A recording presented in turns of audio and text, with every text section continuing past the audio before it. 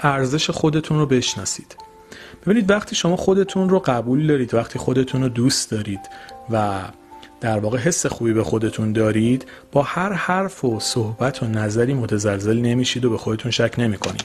و هر چقدر در درون قوی‌تر باشید، با اعتماد به نفس‌تر باشید و عزت نفس بالاتری داشته باشید، در مقابل صحبت‌های مخرب یا قضاوت‌های حالا کاری به درست و غلطش هم ندارم، به جا و نابجاش هم ندارم، کلا در مورد قضاوت مقاوم‌تر خواهید بود. بهتره که تلاش بکنید روی خودتون سرمایه گذاری بکنید، مهارتاتون رو بالاتر ببرید، از توانمندی‌ها و استعداداتون استفاده بکنید و اجازه بدید تا موفقیت‌های شما به جای شما صحبت بکنن.